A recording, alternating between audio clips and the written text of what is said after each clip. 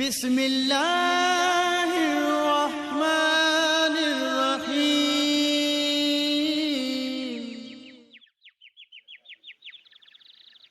Assalamualaikum warahmatullahi wabarakatuh.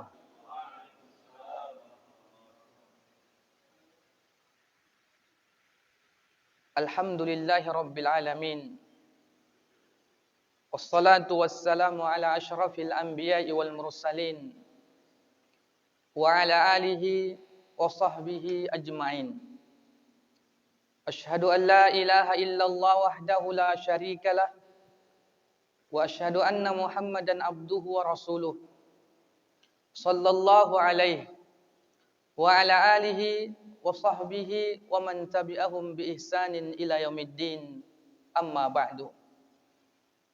Ma'asyiral muslimin wal muslimat rahimani wa rahimakumullah. Alhamdulillah, pujian dan sanjungan hanyalah milik Allah. Kita bersyukur atas nikmat yang Allah berikan kepada kita. Dan nikmat yang Allah berikan begitu banyak. Di antara nikmat yang harus terus kita syukuri adalah nikmat iman dan Islam. Dan itu juga kita harus mengarahkan semua nikmat-nikmat yang Allah berikan untuk lebih mendekatkan diri kita kepada Allah Tabaraka wa Ta'ala.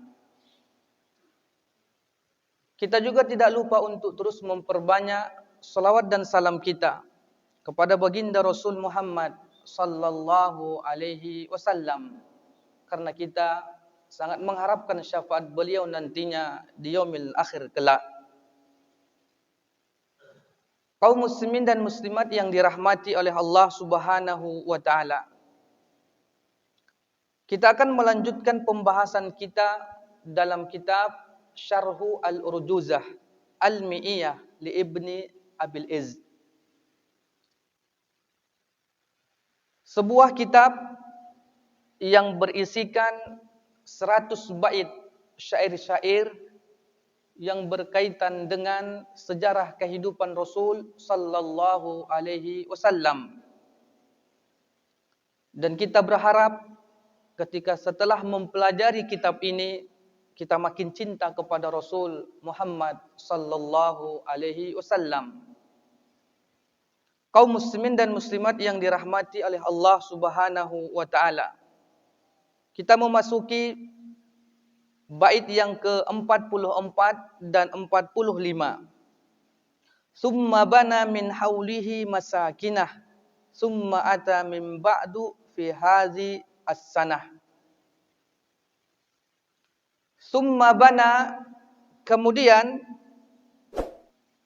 Nabi pun membangun, ay an-nabiyyu alaihi salatu wassalam min haulihi ay al-masjid an-nabawi.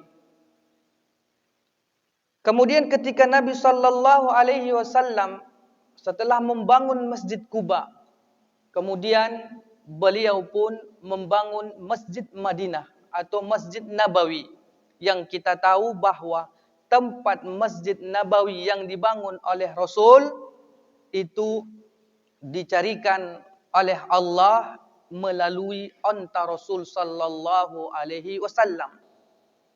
Ketika Rasul sallallahu alaihi wasallam ingin mencari lahan membangun Masjid Nabawi, maka Rasulullah mengendarai onta, dan onta tersebut berkeliling-keliling mencari tempat, dan jatuhlah di tempat atau di tanah yang dimiliki 2 orang anak yatim. Kemudian setelah itu Rasulullah pun membebaskan tanahnya. Rasulullah pun menebus tanah tersebut, padahal anak yatim itu ingin menghibahkan tanahnya kepada Rasul, tapi Rasulullah sallallahu alaihi wasallam tidak menginginkannya, namun Rasulullah membayarnya. Jadi Rasulullah ternyata memiliki aset dari Masjid Nabawi berupa tanah tersebutlah Rasulullah tebus kepada pemilik tanah, yaitu 2 orang anak yatim yang telah kita ketahui. Setelah Rasul sallallahu alaihi wasallam membangun Masjid Nabawi, kemudian beliau pun membangun masakinah, yaitu tempat tinggal atau rumah, ai maskanan li saudah. Setelah Masjid Nabawi dibangun Rasul, maka di sampingnya Rasulullah pun membangun rumah untuk Saudah istri beliau. Summa maskanan akhar li Aisyah radhiyallahu anha istidadan lil bina'i biha. Kemudian setelah rumah Saudah selesai, Rasulullah pun membangun rumah untuk istrinya, yaitu ibunda kita Aisyah radhiyallahu anha. Summa ba'da zalika kullama jaddas al-hajah limaskanin banahu mulasiqan limasjidihi salawatullahi wa salamuhu alaihi.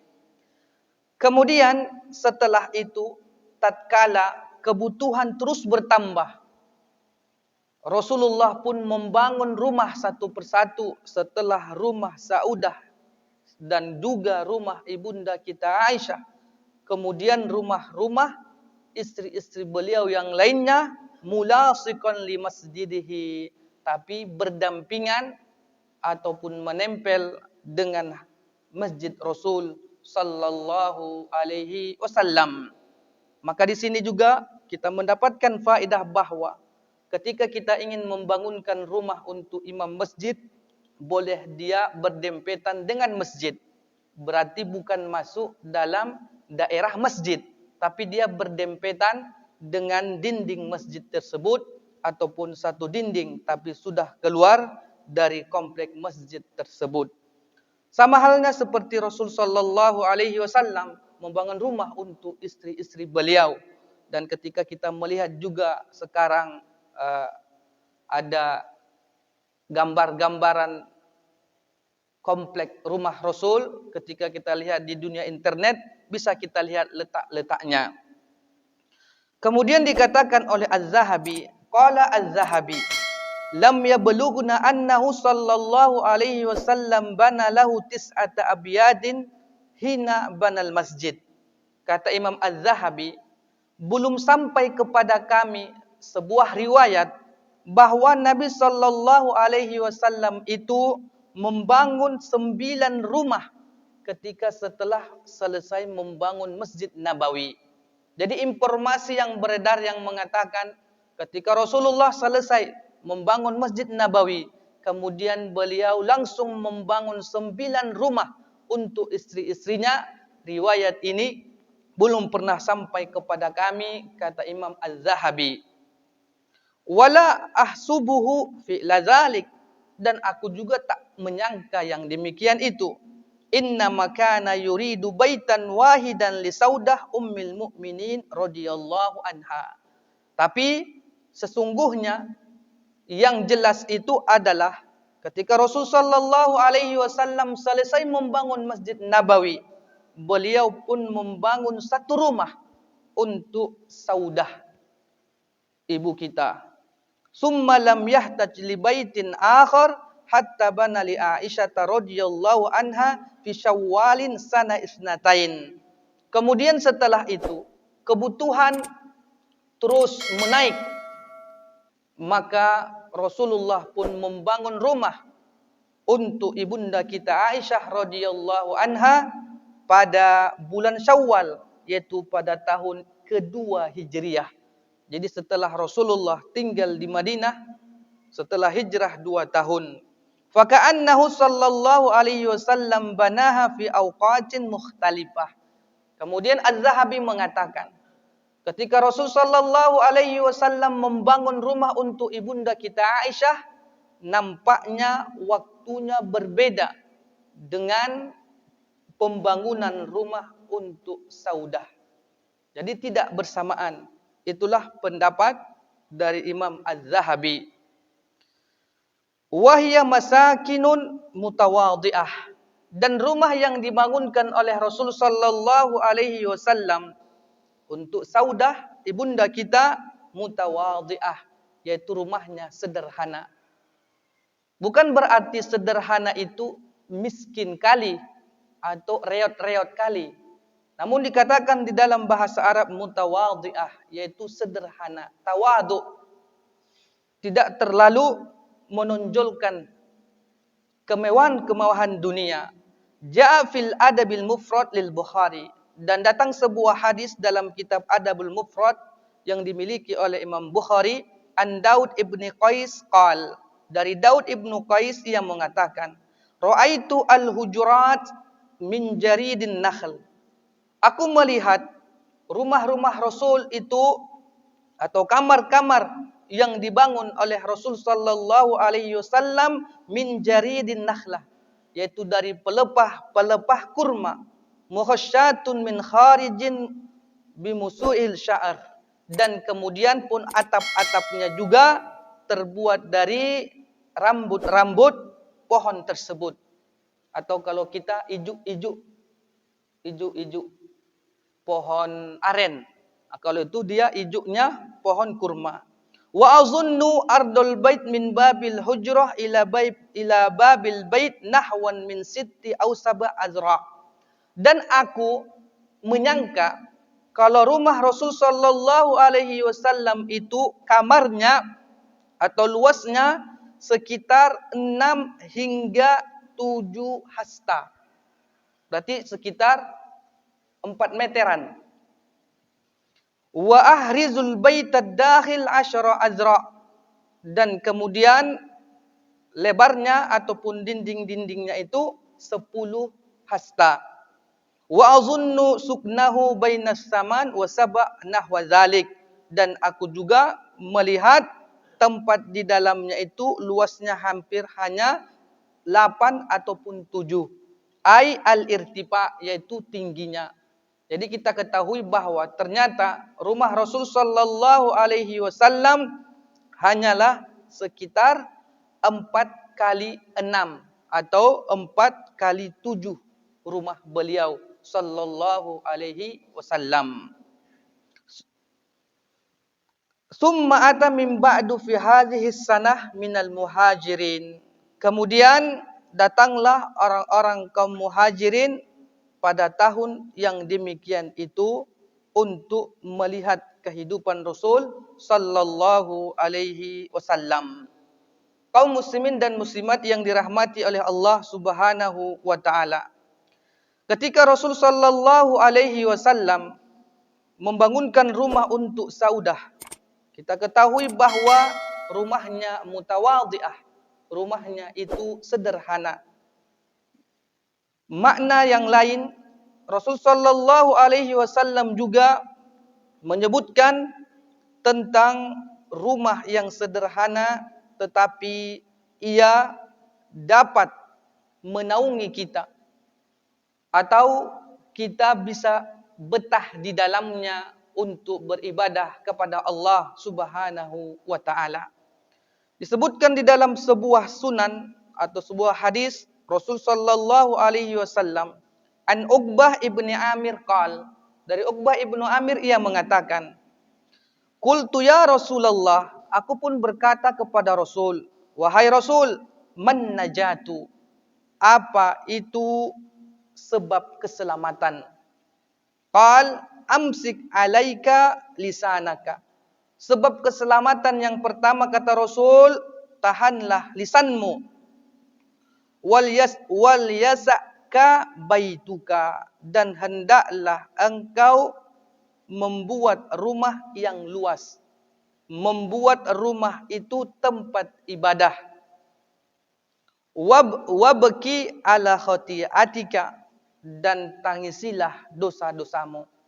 Inilah yang dipesankan Rasul sallallahu alaihi wasallam kepada Uqbah bin Amir ketika ia bertanya, waman najah, apa penyebab kita bisa selamat, kita sukses dan berhasil? Kata Rasul, yang pertama, kita haruslah senantiasa terus menjaga lisan-lisan kita. Kemudian yang kedua, kita harus memperluas rumah kita. Maksudnya kata para ulama, buat rumah tersebut kita nyaman di dalamnya dan bisa memperbanyak ibadah kepada Allah Subhanahu wa taala. Dan ini tergantung kondisi dan keadaan seseorang. Kalau ia adalah anak-anak orang kaya, kemudian membuat rumah 2x2, tak ada AC-nya, baru atapnya bocor-bocor, ini enggak bisa juga. Semua itu tergantung pada uruf di kalangan masyarakat tersebut, dikatakan para ulama. Jadi kita tidak bisa mengatakan, sebulan rumahnya bertingkat, harganya mahal, kemudian kita katakan, itu pemborosan, itu begini dan begitu. Tetapi intinya Rasulullah SAW di dalam hadis ini menganjurkan kepada Uqbah ibnu Abir, wal yasa'ka baituka, perluaslah rumahmu. Perluaslah rumahmu dengan cakupannya adalah kita betah di dalamnya melaksanakan ibadah kepada Allah Subhanahu wa taala. Sama halnya kalau kita di Batam nih, kalau rumah memakai AC itu biasa-biasa saja, bukanlah termasuk rumah-rumah orang kaya. Tapi beda halnya dengan kalau di kampung-kampung. Kalau di kampung-kampung kita ada orang yang rumah memakai AC, ini rumah orang kaya. Itu berbeda keadaan dan kondisi. Jadi yang disebutkan oleh Rasul sallallahu alaihi wasallam ketika membangun rumah haruslah mutawadhi'ah, sederhana, tetapi fasilitasnya lengkap. Kita nyaman di dalamnya untuk beribadah kepada Allah Subhanahu wa taala. Kaum muslimin dan muslimat yang dirahmati oleh Allah Subhanahu wa taala, setelah kita mengetahui ternyata Rasul sallallahu alaihi wasallam menganjurkan kita bersemangat agar mampu membangun rumah yang sederhana, namun kita di dalamnya betah untuk beribadah, tapi jangan juga lupa kita harus memikirkan bagaimana caranya membangun rumah di sorga.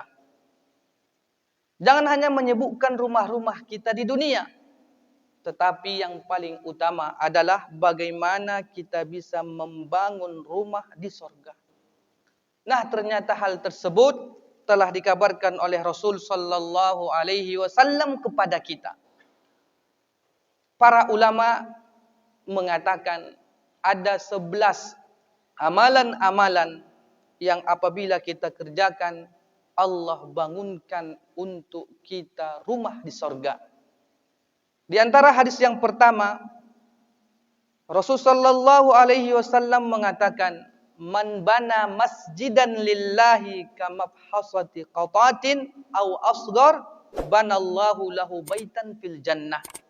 Barang siapa yang membangun masjid karena Allah, walaupun hanya sebesar rumah burung atau sangkar burung yang bertelur atau lebih kecil dari itu, maka Allah akan bangunkan untuknya rumah nanti di dalam sorga. Jadi amalan pertama yang harus kita laksanakan agar mendapatkan rumah di sorga, ketika ada pembangunan masjid, kita ikut serta di dalamnya, walaupun hanya satu batu bata, atau satu sak semen, atau catnya, atau marmarnya, dan hal-hal yang berkaitan dengan pembangunan masjid tersebut. Kemudian di dalam hadis yang lain juga serupa, Rasulullah mengatakan, "Man bana masjidan lillah banallahu lahu fil jannati mislah." Barang siapa yang membangun masjid, maka Allah akan bangunkan untuknya nanti juga rumah di sorga seperti masjid yang ia bangun, ataupun lebih dari itu. Maka di sini jugalah Rasul sallallahu alaihi wasallam ternyata memiliki saham, atau Rasulullah bersemangat menebus tanah untuk Masjid Nabawi tersebut. Karena Rasul sallallahu alaihi wasallam memahami walaupun beliau adalah Rasul yang mulia, tetapi tidak mau ketinggalan, harus ada saham akhirat yang beliau tunjukkan dan langsung bisa kita lihat sampai sekarang. Kemudian amalan yang kedua, agar Allah Subhanahu wa taala membangunkan rumah kita nanti dalam surga, yaitu kata Rasul, man qara'a qul huwallahu ahad hatta yahtimaha 10 marratin banallahu lahu qasran fil jannah. Barang siapa yang membaca qul huwallahu ahad hingga 10 kali atau sebanyak 10 kali, maka Allah akan bangunkan nanti untuknya rumah di dalam sorga. Jadi ketika kita rajin membaca qul huwallahu ahad sampai 10 kali, maka Allah akan bangunkan kepada kita rumah di sorga. Hadis riwayat Imam Ahmad dan Syekh Albani mengatakan hadis ini hasan. Jadi ketika kita ingin memiliki wirid-wirid dalam kehidupan kita, di antaranya bacalah qul huwallahu ahad 10 kali untuk mendapatkan rumah nantinya di sorga. Dan waktu membaca qul huwallahu ahad 10 kali tampaknya tidaklah habis waktu 10 menit.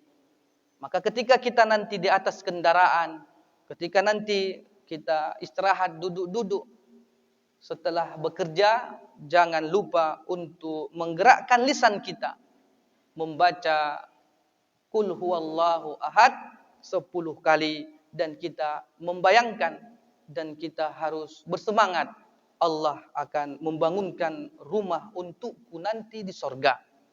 Kemudian yang ketiga, di antara amalan-amalan yang harus kita kerjakan agar Allah berikan rumah kita nantinya di sorga. Kata Rasul, man sallat duha arba'an wa qablal ulal arba'an bana lahu biha baitun fil jannah. Barang siapa yang melaksanakan solat duha 4 rakaat dan solat sunnah sebelum zuhur 4 rakaat, maka dibangunkan nanti untuknya rumah di sorga. Jadi Rasul sallallahu alaihi wasallam memberikan motivasi kepada kita. Kalau kita ingin rumah di sorga, laksanakanlah solat sunnah duha 4 rakaat dan solat sunnah qabliyah zuhur 4 rakaat atau 2 rakaat, maka kita akan mendapatkan rumah di sorganya Allah Subhanahu wa ta'ala. Ini hadis riwayat At-Tabrani. Syekh Albani mengatakan hadis ini juga hasan. Selanjutnya, amalan yang keempat yang harus kita termotivasi untuk melakukannya, yaitu Rasul sallallahu alaihi wasallam mengatakan, man shalla isnata asyrah rak'atan fi yaumin wa lailah buniya lahu bihinna baitun fil jannah. Barang siapa yang mengerjakan solat sunnah sehari semalam sebanyak 12 rakaat, maka Allah akan bangunkan untuknya rumah di sorga. Jadi ketika kita melaksanakan solat sunnah qabliyah dan ba'diyah setiap hari, maka Allah akan bangunkan kepada kita rumah di sorga. Maka ketika kita melaksanakan ibadah-ibadah tersebut, kita harus semangat. Oh, ini aku dapat rumah nih di surga 1 kapling. Sedangkan di dunia kita bersemangat, bahkan mengutang-utang lagi untuk mendapatkan kaplingan-kaplingan yang murah di Batam nih. Dan kita juga harus seperti itu, lebih lagi ketika ingin mendapatkan nantinya rumah di surga. Kita harus bersemangat. Ketika kita lemah, ketika kita malas, ingat hadis-hadis Rasul, faedah, amalan-amalan yang ketika kita melakukannya, kita akan mendapatkan ganjarannya nanti di surga. Allah pasti memberikan ganjaran tersebut. Sedangkan kita di dunia bekerja, diberikan upah. Apatah lagi mengejar akhirat, bekerja untuk akhirat, Allah pasti akan membalasnya lebih baik dari apa yang kita dapat di dunia ini. Kaum muslimin dan muslimat yang dirahmati oleh Allah Subhanahu wa ta'ala. Kemudian di antara amalan selanjutnya agar kita mendapatkan rumah ataupun istana di sorga, yang kelima, kata Rasul sallallahu alaihi wasallam, ana zaimun bi baitin fi rabadil jannah liman tarakal mirar wa in kana muhiqqan wa bi baitin fi wasatil jannah liman tarakal kadhiba wa in kana mazihan wa bi baitin fi a'lal jannah liman hassana khuluqahu. Rasul sallallahu alaihi wasallam mengatakan, aku akan memberikan jaminan rumah bagi seseorang yang berada di pinggir surga. Jadi Rasul sallallahu alaihi wasallam memberikan jaminan, aku akan beri jaminan seseorang akan mendapatkan rumah tetapi di pinggir surga, di pinggiran surga. Kaplingannya di pinggir. Apa kata Rasul bagi siapa? Bagi orang yang meninggalkan perdebatan walaupun dia dalam keadaan benar. Jadi ketika kita meninggalkan perdebatan-perdebatan kusir yang tidak memberikan faedah, maka Rasulullah menjamin ia akan mendapat kaflingan sorga di pinggirannya, yaitu rumah di pinggiran. Kemudian kata Rasul, aku juga akan memberikan jaminan rumah, tapi posisinya di tengah-tengah sorga. Bagi orang yang meninggalkan bohong, dusta, walaupun dalam bentuk candaan. Jadi ketika kita tidak pernah berdusta, kita tidak pernah berbohong, maka Rasulullah menjaminkan kepada kita, kita pasti akan mendapatkan rumah di surga di tengah-tengahnya. Kemudian yang terakhir kata Rasul, aku juga akan memberikan jaminan rumah di surga bagi yang letaknya itu di bagian tinggi. Jadi di puncaknya, kalau kita di dunia ini di villa-villa lah, di villa-villa rumah orang kaya. Di Panbil. Yang penting dia rumahnya paling tinggi, paling nampak lah dia. Kalau di dunia kita tahulah, rumah orang-orang kaya itu nggak mungkin di lembah-lembah dia kan.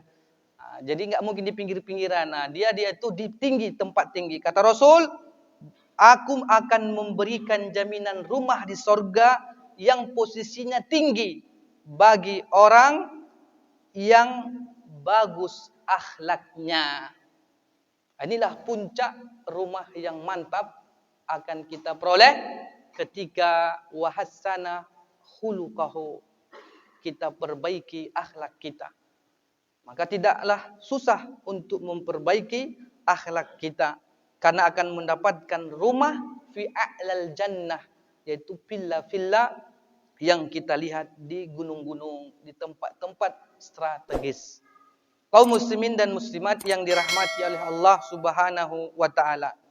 Kemudian yang kedelapan, di antara amalan-amalan agar kita mendapatkan rumah di dalam surga, kata Rasul sallallahu alaihi wasallam, "Idza mata waladul abdi, qala Allahu li malaikatihi qabaqtum walada abdi, fayakuluna na'am, fayaqulu qabaqtum samarata fuadihi, fayakuluna na'am, fayaqulu madza qala abdi, fayakuluna hamidaka wastarja'a, fayaqulu Allah ibnu li abdi baitan fil jannah wa sammuhu baital hamdi." Kata Rasul sallallahu alaihi wasallam, apabila anak seorang hamba meninggal dunia, apabila anak kita meninggal dunia, maka Allah pun akan berfirman kepada para malaikatnya, kenapa kalian mencabut nyawa anak hambaku? Mereka berkata, benar. Allah pun berfirman, kalian telah mencabut nyawa buah hatinya. Para malaikat pun mengatakan benar. Kemudian Allah pun mengatakan, apa yang diucapkan seorang hamba tersebut ketika kalian mencabut anaknya, mencabut nyawa anaknya? Kemudian para malaikat pun mengatakan, ia memujimu dan mengucapkan istirja, inna lillahi wa inna ilaihi raji'un. Kemudian Allah pun berfirman, maka bangunkanlah untuk hambaku ini rumah di dalam sorga, dan rumah tersebut buat namanya Baitul Hamdi, rumah pujian. Jadi ketika kita mendapatkan musibah berupa meninggal anak yang kita cintai, kemudian kita malah memuji Allah dan mengucapkan inna lillahi wa inna ilaihi raji'un, maka akan mendapatkan rumahlah kita di dalam surganya Allah Subhanahu wa taala. Hadis riwayat Tirmizi dan Syekh Albani mengatakan hadis ini juga hasan. Maka ketika kita mendapatkan informasi ada anak-anak saudara-saudara kita yang meninggal dunia, kita harus mengabarkan kepada mereka dan mengajarkan kepada mereka agar memuji Allah dan mereka bersabar dengan mengucapkan inna lillahi wa inna ilaihi raji'un. Mereka akan mendapatkan rumah di dalam sorga. Kemudian kaum muslimin dan muslimat yang dirahmati oleh Allah Subhanahu wa taala. Yang kesembilan, di antara amalan yang ketika kita melakukan amalan tersebut, Allah berikan rumah dan istana di dalam sorga. Kata Rasul, man dakhala suq faqala la ilaha illallah wahdah la syarikalah lahul mulku wa lahul hamdu yuhyi wa yumit wa huwa hayyun la yamut biyadihil khair wa huwa ala kulli syai'in qadir kataballahu lahu alfa alfin hasanah wa maha anhu alfa alfi sayyi'ah wa rafa'a lahu alfa alfin darajah. Kata Rasul sallallahu alaihi wasallam, siapa yang masuk ke dalam pasar lalu mengucapkan kalimat la ilaha illallah wahdah la syarikalah lahul mulku wa lahul hamdu yuhyi wa yumit wa huwa hayyun la yamut, kata Rasul sallallahu alaihi wasallam, Allah akan menuliskan untuknya nanti 1.000.000 kebaikan dan menghapuskan 1.000.000 kejelekan. Kemudian Rasul sallallahu alaihi wasallam mengatakan Allah akan membangunkan untuknya sebuah rumah di dalam sorga. Jadi ternyata Rasulullah memberikan jaminan kepada kita sebuah rumah di dalam sorga ketika kita ingin belanja di pasar. Baik itu pasar kaget atau pasar malam atau pasar mall. Yang penting pasarlah namanya. Kemudian kita tidak lupa untuk memuji Allah dengan pujian-pujian la ilaha illallah wahdah. Hingga akhirnya Allah akan berikan kepada kita. Yang pertama adalah beribu-ribu kebaikan. Kemudian yang kedua, Allah hapuskan dosa-dosa kita, beribu-ribu kesalahan. Dan yang terakhir, Allah akan berikan kepada kita rumah di dalam sorga. Kemudian hadis ini diriwayatkan oleh Imam Tirmizi, namun dikatakan oleh Al-Hafiz Abu Thahir, hadis ini lemah. Hadisnya lemah, tetapi untuk mengamalkannya kita diperbolehkan. Kaum muslimin dan muslimat rahimani wa rahimakumullah. Selanjutnya dikatakan juga bahwa meskipun riwayatnya ini lemah atau lemah, namun karena kita diperintahkan untuk terus berzikir ketika orang lalai, maka hal ini sangat masih diperbolehkan, diamalkan.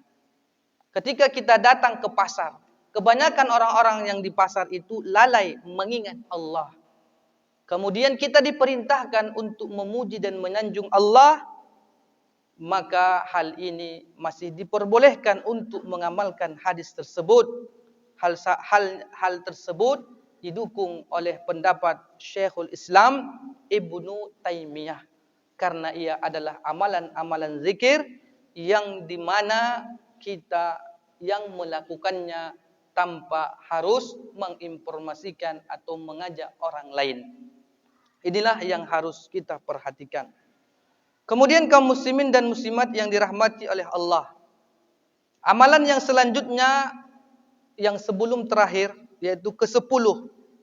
Kata Rasul sallallahu alaihi wasallam, man sadda furjatan banallahu lahu baitan fil jannah wa rafa'ahu biha darajah. Barang siapa yang menutup suatu celah dalam solat, niscaya Allah akan mengangkat derajatnya karena hal tersebut dan akan dibangunkan rumah untuknya nanti di sorga. Jadi ketika kita melaksanakan sholat berjamaah, para makmum merapatkan shafnya, maka ingatlah ketika kita merapatkan shaf tersebut, Allah sedang membuatkan rumah untuk kita di dalam sorga. Maka kita harus bersemangat melakukannya. Maka jangan angkuh atau kadang kita malah menjauh dari saudara-saudara kita. Apalagi mungkin dia penyakitan, agak jauh kita sedikit berjarak. Maka hati-hati, kalau kita tidak mau merapatkan shaf, maka kita telah menyia-nyiakan rumah nantinya di dalam surganya Allah Subhanahu wa taala. Kemudian kaum muslimin dan muslimat rahimani wa rahimakumullah. Selanjutnya yang terakhir,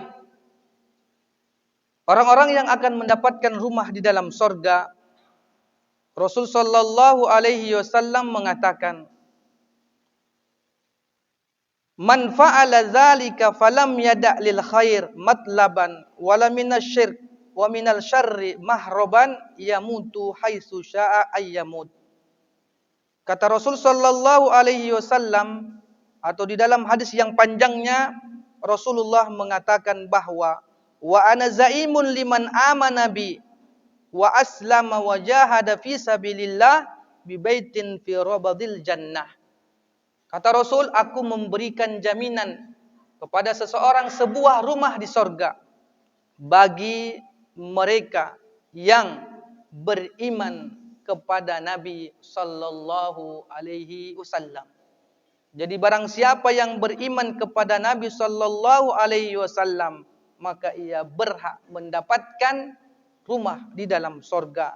Dan dikatakan juga bahwa ketika ia beriman kepada Rasul, kemudian ia pun ikut berjihad membela agama Allah Subhanahu wa taala, maka ia akan mendapatkan rumah di dalam sorga. Kaum muslimin dan muslimat yang dirahmati oleh Allah Subhanahu wa taala, inilah di antara hal-hal yang harus kita perhatikan dari amalan-amalan saleh yang bisa mendatangkan rumah nantinya di sorga. Dan rumah-rumah tersebut ada yang di pinggir, di tengah, dan ada di tempat-tempat yang tinggi. Sedangkan itu tergantung dari kita sendiri. Mana rumah yang ingin kita bangun nantinya di surganya Allah Subhanahu wa ta'ala. Mudah-mudahan apa yang telah disebutkan maka kita bisa mengamalkannya. Kemudian sedikit lagi dikatakan bahwa aqallu min nisfil ladzina safaru ila biladil habsyah hina hajaru. Kemudian kurang dari setengah orang-orang ikut pergi hijrah ke negeri Habsyah dalam keadaan berhijrah. Maksudnya ai aqallu min nisfil ladzina hajarul hijrah as-saniyah ila biladil Habsyah. Kita ketahui bahwa kaum muslimin untuk yang kedua kalinya mereka hijrah ke Habsyah ketika mereka mendapatkan musibah dari orang-orang kafir Quraisy. Haitsu kana adaduhum nafiyan wa samanina rajulan, yaitu sekitar 80 laki-laki wa samaniya asyara imro'ah, dan 18 orang para wanita. Qala Salihi fi Subulil Huda, dikatakan oleh Salihi di dalam kitab Subulul Huda, fa aqamal muhajiruna bi ardil Habsyah indan Najashi fi ahsani jiwar. Kemudian orang-orang yang hijrah ke negeri Habsyah di samping rumah raja-raja Najasyi tersebut, mereka menjadi bertetangga. Wa ta'ajjala Abdullah ibnu Mas'ud faraja'a ila Makkah. Namun ternyata Abdullah ibnu Mas'ud pun segera kembali ke Makkah. Falamma sami'al muslimuna bi muhajiratin Nabi sallallahu alaihi wasallam ilal Madinah, yang mana ia mendengar Nabi telah sampai hijrah ke Madinah. Jadi kita tahu bahwa ketika para sahabat masih di Makkah, Rasulullah memerintahkan ada di antara mereka yang hijrah ke Habsyah. Nah, orang-orang yang hijrah di Habsyah tersebut ada yang tinggal di sana. Di antaranya adalah Abdullah ibnu Mas'ud. Dia juga tinggal di Habsyah. Namun ternyata setelah ia mendengarkan ada berita, ternyata Nabi Shallallahu Alaihi Wasallam telah hijrah ke Madinah. Kemudian ia pun kembali pulang ke Madinah untuk menemui Rasul. Raja'a minhum salasatun wa salasuna rajulan. Di antara orang-orang yang kembali ke Madinah untuk ikut hijrah bersama Rasul yang tinggal di Habsyah ada 33 orang. Wa minan nisa'i samaniyah niswah, dan wanita yang kembali ada 8 orang. Jadi ternyata ketika mereka mendengarkan Rasul sallallahu alaihi wasallam berangkat hijrah ke Madinah, orang-orang yang hijrah ke Habsyah yang sudah bertempat tinggal di sana, mereka pun meninggalkan negeri Habsyah tersebut dan ikut bersama Rasul hidup di Madinah. Dan di antara orang yang ikut hijrah atau berangkat meninggalkan Habsyah adalah Abdullah ibnu Mas'ud. Kaum muslimin dan muslimat yang dirahmati oleh Allah Subhanahu wa taala. Inilah yang bisa kita sampaikan dari bait-bait yang ada di dalam kitab kita. Intinya adalah ketika Rasul sallallahu alaihi wasallam membangun sebuah rumah di dekat masjid untuk ibunda kita Saudah, bukan berarti kita diperintahkan untuk melakukan atau pembangunan sebuah rumah yang di dalamnya itu tidak pernah kita jadikan ibadah. Janganlah membuat rumah dan kita tidak pernah beribadah di dalamnya. Mudah-mudahan Allah Subhanahu wa taala memberikan kepada kita rezeki berupa rumah, tempat tinggal, dan kita bisa berlama-lama di dalamnya dalam ketaatan kepada Allah Subhanahu wa taala. Inilah yang bisa kita sampaikan. Mungkin ada sedikit pertanyaan atau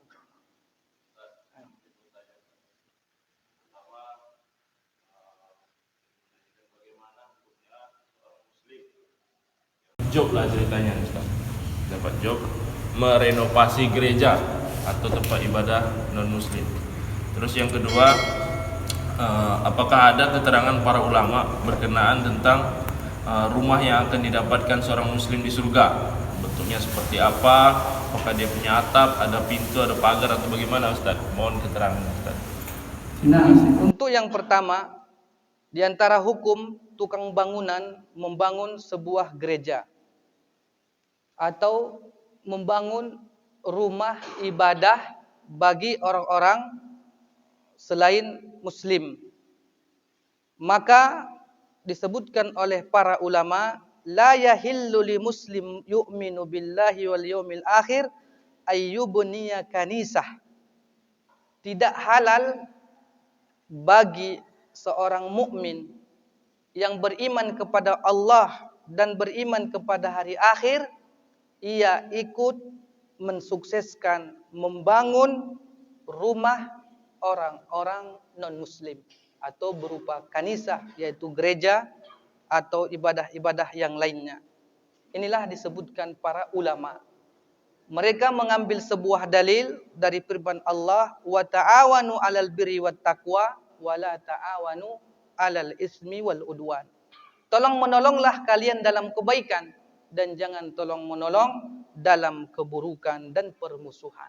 Maka ketika kita ikut atau kita bekerja sebagai tukang bangunan, kalau bisa jangan ambil job-job yang berkaitan dengan ikut serta dalam membangun ibadah, rumah ibadah orang-orang selain umat Islam. Kalaupun terpaksa, ya kalau udah terpaksa sudah darurat, maka darurah itu tubihul mahzurat. Maka sebuah kaedah para ulama mengatakan ad-dararat tubihul mahzurat. Kalau sudah keadaannya terpaksa, yang haram pun bisa halal, tapi hanya sebatas. Misalnya kita di hutan tak ada makanan, yang ada cuma B2 atau B1. Kita boleh sembelih dia, kita makan. Tapi hanya sebatas supaya kita jangan meninggal dunia. Supaya kita bisa bertahan hidup. Bukan berarti menikmatinya.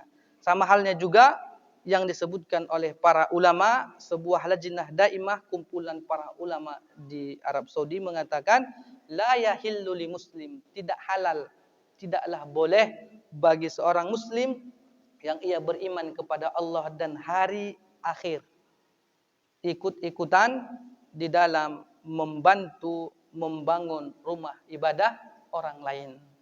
Dan kalaupun ya itu tergantung kita laginya. Tapi mudah-mudahan kita itu tidaklah diperintahkan atau diperbolehkan berta'awun, tolong menolong dalam keburukan dan permusuhan. Wallahu a'lam bishawab. Kemudian pertanyaan yang kedua, bagaimana bentuk rumah nantinya di dalam sorga? Para ulama mengatakan mislad dunya, seperti rumah-rumah di dunia bentuknya, tapi rasa tidak.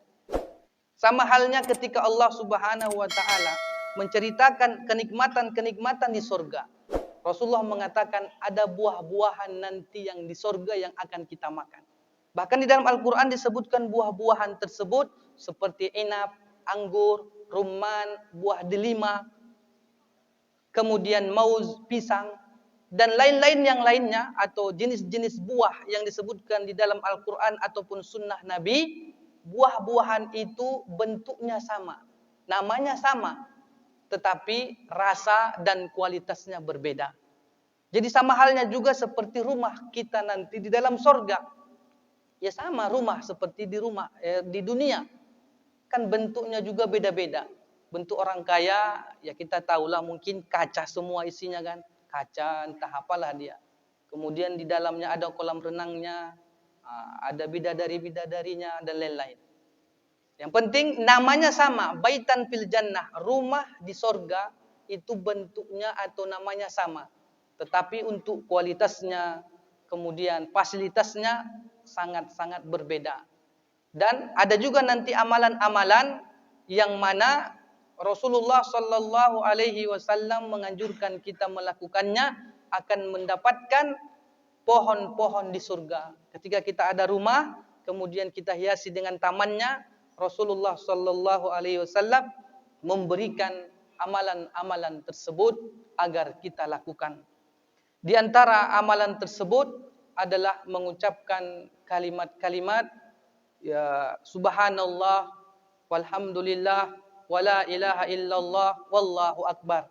Maka akan dibangunkan untuknya pohon di surga atau taman-taman nantinya di surga. Dan masih banyak lagi amal-amalan yang serupa yang telah kita sebutkan tersebut. Jadi intinya adalah bahwa ketika Rasul sallallahu alaihi wasallam memotivasi kita agar membangun rumah di surga, maka kita harus mengikuti perintah Rasul sallallahu alaihi wasallam dan jangan sampai ketinggalan.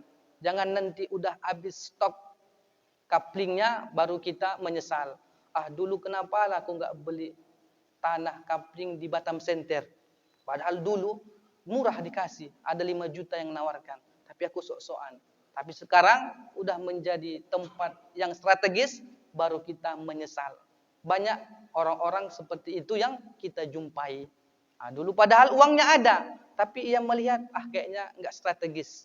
Ia pun mencuekkan. Pada 10 tahun kemudian ternyata tempat itu sangat-sangat tempatnya itu strategis dan harganya pun melonjak tinggi. Wallahu a'lam bissawab. Inilah yang mungkin bisa saya sampaikan. Aqulu qouli hadza wastaghfirullah li wa lakum wa lisairil muslimin wal muslimat min kulli dzamb innahu huwal ghafurur rahim. Assalamualaikum warahmatullahi wabarakatuh. Waalaikumsalam warahmatullahi wabarakatuh.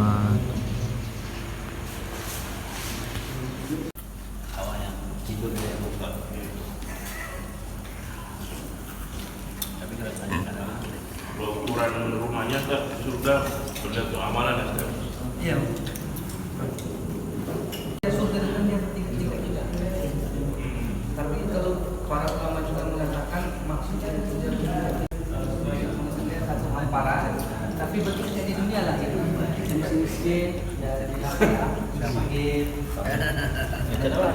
Ada cuk nih. Cuknya awal kecil dulu. Biar kita